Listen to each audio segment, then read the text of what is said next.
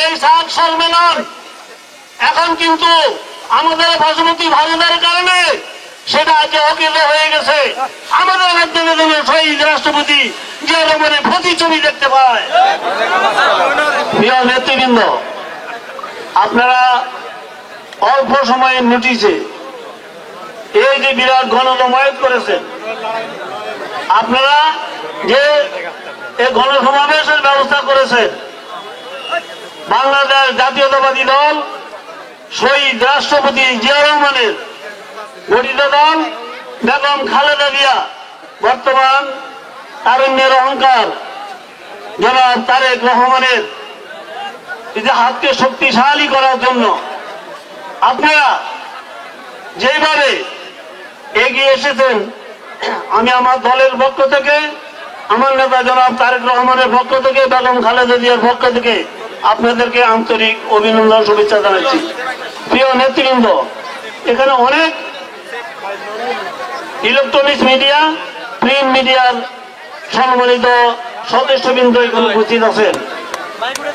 বিভিন্ন অঞ্চল থেকে আগত আমাদের এলাকা বিভিন্ন পর্যায়ের নেতৃবৃন্দ আজকে এখানে উপস্থিত আছেন।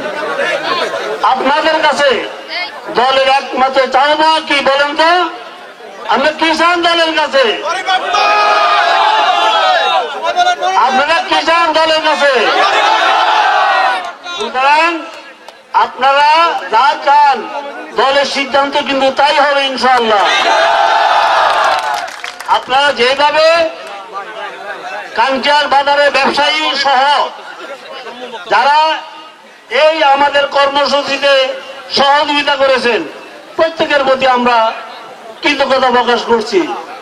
প্রিয় সদস্যবৃন্দ, প্রিয় নেতৃবৃন্দ, আমি শুধু এইটুকু বলতে চাই, আমরা দীর্ঘদিন এই শ্যামবাগের আনাচে কানাচে, শ্যামবাগের এমন কোন পরিবার নাই যে পরিবারের সাথে আমার ব্যক্তিগত সম্পর্ক নেই। আমি মনে করি শ্যামবাগের প্রতিটা পরিবার এটা আমার পরিবার।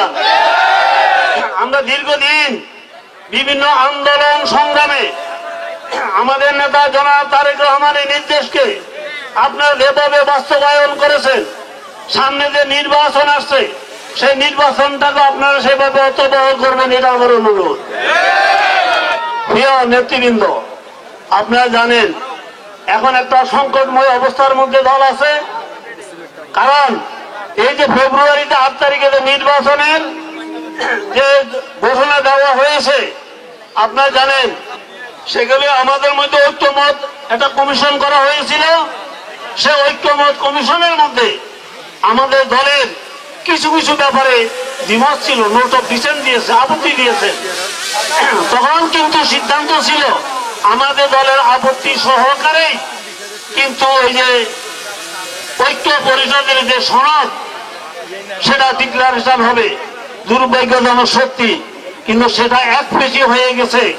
সুতরাং আজকে গুলশান অফিসে আমাদের দলের নীতি নির্ধারণী বৈঠক বসেছে, সেখানে সাংবাদিক সম্মেলন করেছে।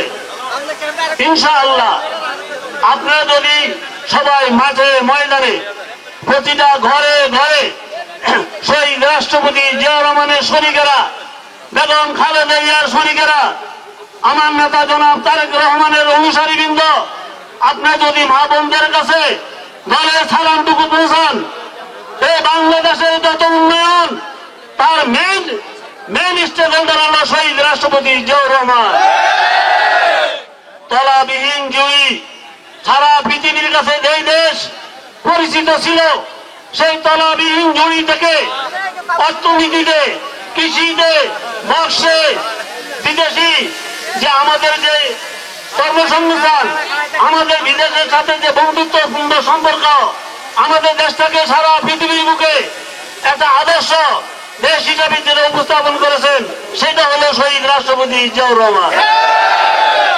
এই সাত সম্মেলন এখন কিন্তু আমাদের ভাষামতী ভারতের কারণে সেটা আজ অকেল হয়ে গেছে, কিন্তু সেই স্মারকও কিন্তু স্বপ্নবস্থা যার প্রতিষ্ঠাতা ছিলেন শহীদ রাষ্ট্রপতি জিয়াউর রহমান। ইরান যে যুদ্ধ হয়েছিল আপনাদের নিশ্চয়ই স্মরণ আছে। ইরান ইরান ইরাক যে যুদ্ধ হয়েছে, সেই যুদ্ধটা কিন্তু শহীদ রাষ্ট্রপতি জিয়াউর রহমানের নেতৃত্বে সেই যুদ্ধের পরিসমাপ্তিত হয়েছে।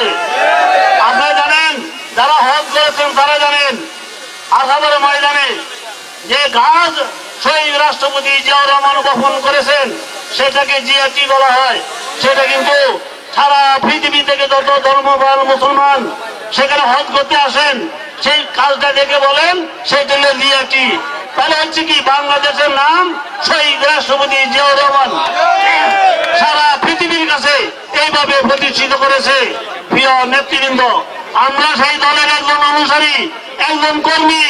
সুতরাং আমরা আমাদের কর্মের মাধ্যমে, আমরা আমাদের ত্যাগের মাধ্যমে, আমরা আমাদের প্রতিটা কর্মসূচি যাতে শহীদ রাষ্ট্রপতি জিয়াউর রহমানের আদর্শের পরিপন্থী না হয় আমরা সেই কাজটুকু করবো ইনশাআল্লাহ।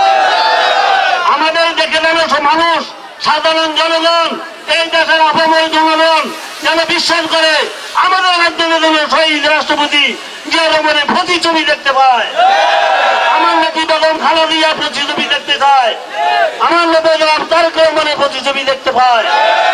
আপনারা যারা এই দলের জন্য গত 17 বছর আন্দোলন সংগ্রাম করেছেন, যারা গুলি খেয়েছেন, জেল কেটেছেন, এমনকি নিজের বিধবাড়ি সাড়া করেছে হয়েছেন, তাদের প্রতি আমার লাস্ট অনুরোধ থাকবে, আমাদের কিন্তু এই আন্দোলন সংগ্রামের যে রেজাল্ট পাইতে হবে, সেই রেজাল্ট কিন্তু আগামী জাতীয় সংসদ নির্বাচনের মাধ্যমে আমাদের সেটা নিতে